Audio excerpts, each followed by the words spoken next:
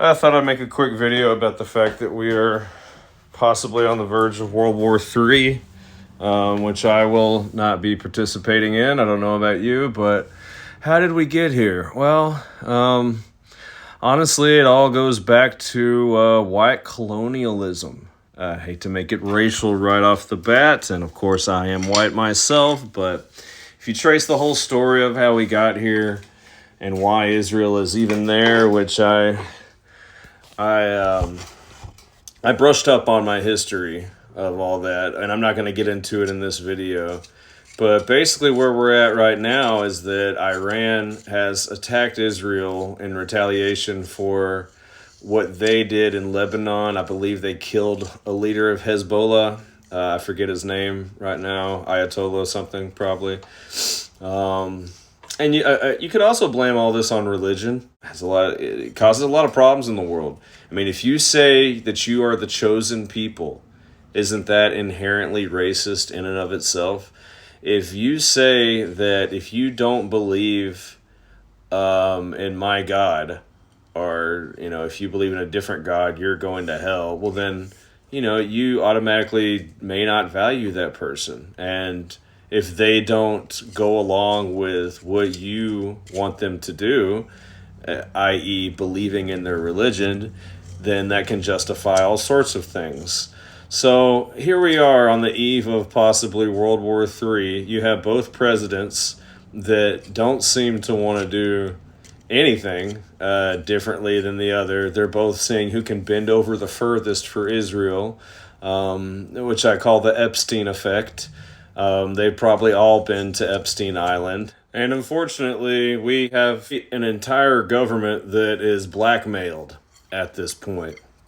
What can we do about it? I mean, I don't know. I think something smart to do would be to vote for a candidate that is not Democrat or Republican. I know everyone has their little pet reasons for why they want to vote Republican or Democrat. And I get it. I get where you're coming from, but that doesn't mean that it would not be smarter for you to just simply make another choice. I mean, I don't agree with everything Jill Stein stands for. I don't agree, and she's the Green Party candidate for president, by the way. I don't agree with everything Chase Oliver stands for. That's the Libertarian presidential candidate. But if we got somebody in there that was not part of the system, I think it could help. Or maybe it wouldn't help at all. Maybe as soon as they got in there, they would be somebody would figure out what wild porn they're into and blackmail them that way. I don't know. But it almost just seems like maybe we should just let it happen at this point and see where it goes. I mean, I think that's a bad tendency with me personally, psychologically. It's just to let's just let the worst thing happen. Might as well. It's going to happen anyways. That's probably not quite the case. But, I've lived my entire life with these little skirmishes going on in the Middle East. Never a full-on war. It's just these little skirmishes. It's weird. I think what happened after World War II is they made it very hard to declare a full-on war. So that's why you have these little skirmishes that pop up, seem to pop up really all the time. I mean, I think I heard J.D. Vance, he said in the vice presidential debate, we didn't have anything going on while Trump was in office, but didn't we have some little skirmish? I don't know. And I Trump likes to act like he's anti-war sometimes, but I think it's just a flavor of the day for him.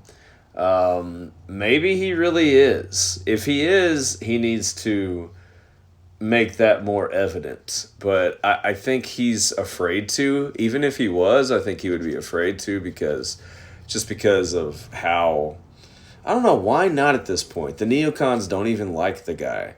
I mean, you got Cheney supporting Kamala for president. So that says a lot, and that's scary. And trust me, I mean, I liked Kamala's performance in the last debate. She sounded great. That doesn't mean I'm going to vote for her. And, just because Trump sounded bad doesn't mean I'm not going to vote for him. Now, let's be honest, where I live in Arkansas, our vote doesn't really matter for president because we have a winner takes all electoral college system. Now it's different in Nebraska, which actually may end up deciding the whole election. In Nebraska, they have a proportional representation, so that means like if half the people vote Democrat, half the people vote Republican, then half the electors go Republican, half go Democrat, which is way more fair, which is really how it should be. And it's crazy it's not. We need some kind of federal law on that, in my opinion. I know a lot may disagree with that, but those are just my thoughts for the day. Let's not get into World War III. And peace.